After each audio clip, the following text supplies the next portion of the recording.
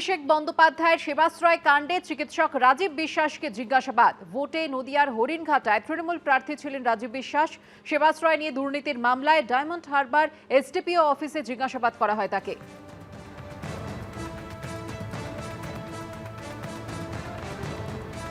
তদন্ত চলছে, আমাকে স্যার ডেকেছিলেন, তো আমি এসেছিলাম।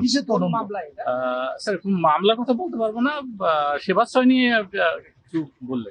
হ্যাঁ, আমি আমাদের অনারেবল চিফ মিনিস্টার স্যারকে আমি একটা চিঠি দিয়েছিলাম যে সেবাশ্রয়ে ডিউটি করেছিলাম সেটা জানি। আমি আরএমও রেডিওলজি ছিলাম। তদন্তে আমাকে আগেও দুবার ডেকেছিলেন, আজ ডাকলেন। আমি যথারীতি তদন্তে সহযোগিতা করি।